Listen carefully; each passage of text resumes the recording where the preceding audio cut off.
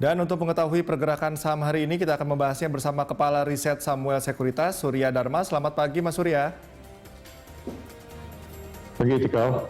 Oke, Mas Surya, ini kalau kita lihat tadi indeks IHSG baru saja dibuka, ini menguat sekitar 5.500-an, menguat sekitar 0,8%.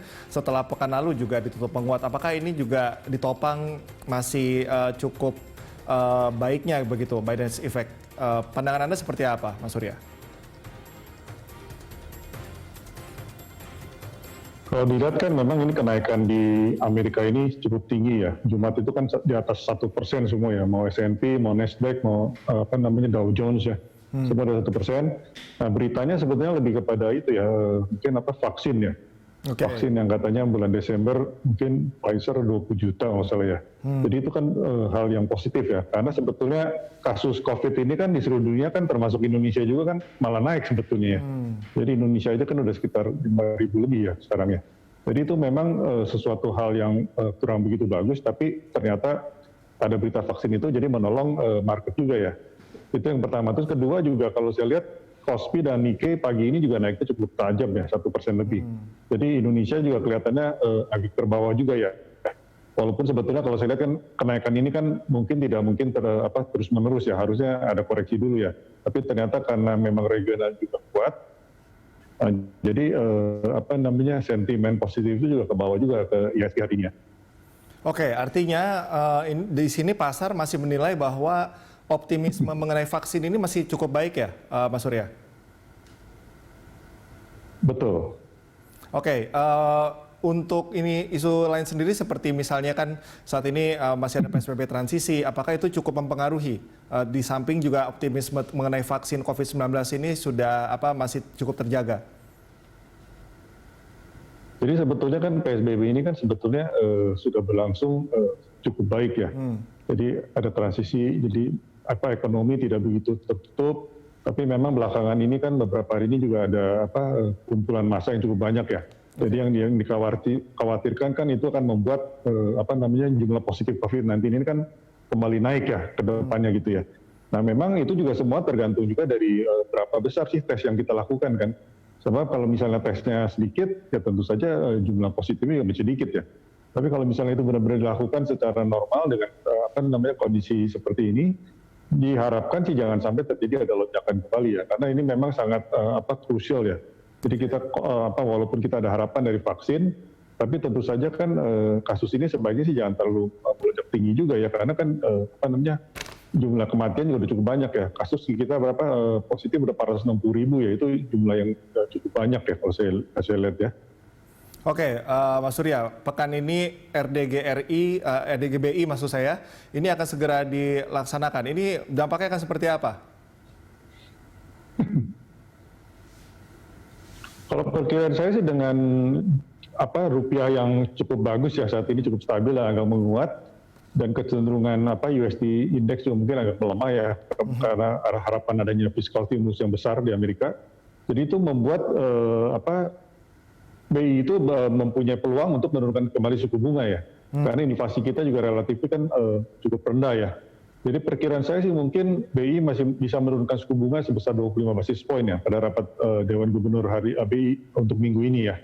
Jadi kemungkinan sih jadi 3,75% mungkin ya suku bunganya.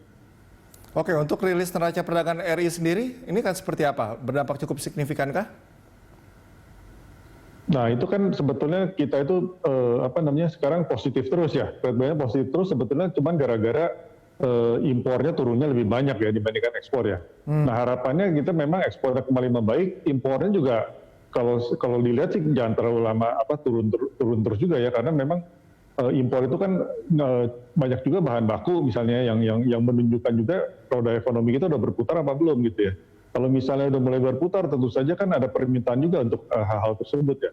Jangan sampai yang terjadi adalah impor kita turun, ekspor juga turunnya mungkin lebih kecil, sehingga trade balance-nya seolah-olah bagus, tapi sebetulnya ekonominya belum berputar gitu ya. Nah harapannya sih ke depannya mungkin mulai ada perbaikan lah, baik di ekspor maupun di impornya juga gitu. Oke, Mas Surya, ini emiten mulai melakukan pelaporan keuangan ya. Ini bagaimana dampaknya terhadap indeks sendiri?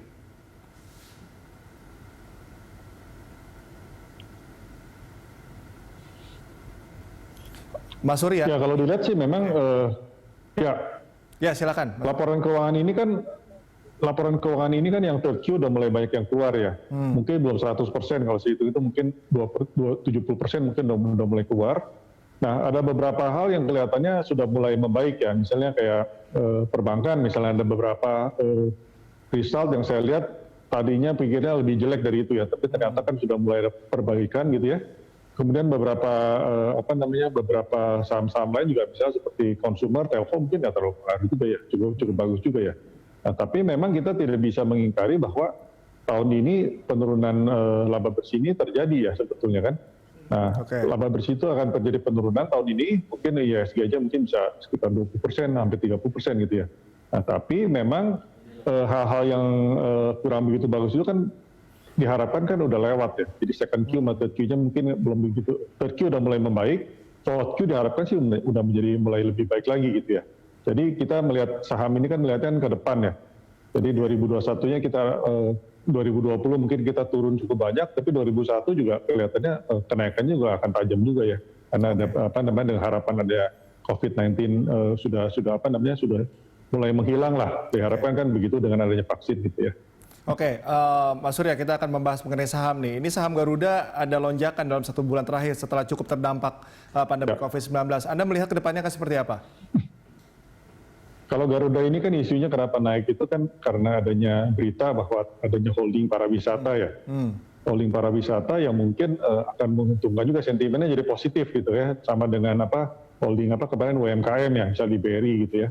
Dengan Pegadaian misalnya. Nah ini juga terjadi di pariwisata. Jadi harapannya kan memang Garuda yang sedang kesulitan ini diharapkan kan menjadi ada sentimen yang positif juga ya dari rencana itu gitu. Jadi memang investor lokal khususnya ya agak positif ya dengan Garuda dalam beberapa waktu terakhir ini ya. Jadi ada kenaikan juga di situ saya lihat. Oke, ini mungkin terakhir Mas Surya, ini jelang tahun baru, kira-kira saham apa saja yang berpotensi window dressing, lalu kemudian dengan situasi seperti ini, saham-saham apa saja yang menurut Anda harus dicermati oleh para investor? Kalau ngelihat polanya asing sudah mulai masuk sih ya, terutama yang blue chip ya. Blue chip ini kan walaupun kenaikannya udah cukup banyak juga ya belakangan ini, tapi sebetulnya kan masih ada beberapa saham yang year to date itu masih turun ya. Seperti BNI Mandiri itu kan masih cukup dalam ya. Termasuk BCA dan BRI juga yang sebetulnya juga masih belum positif ya tahun ini year to date walaupun tinggal sedikit ya penurunannya. Kemudian juga saham-saham misalnya saham telekomunikasi, Telkom misalnya yang turunnya terlalu tajam ya kalau saya bilang ya. Memang belakangan udah mulai naik, tapi itu juga year to date masih terlalu tajam. Kemudian juga Astra International misalnya. Jadi beberapa saham yang blue chip ya yang penurunannya udah cukup banyak mulai kita cermati. Karena kondisinya kan kelihatan udah mulai baik, indeks juga penurunannya udah mulai semakin tipis. Tapi penurunan dari beberapa saham itu kemungkinan kalau kita lihat masih ada yang lebih dalam ya dibandingkan IHSG. Itu menjadi peluang juga sih untuk akhir tahun ini gitu. Oke, baik Pak Surya, terima kasih atas informasinya.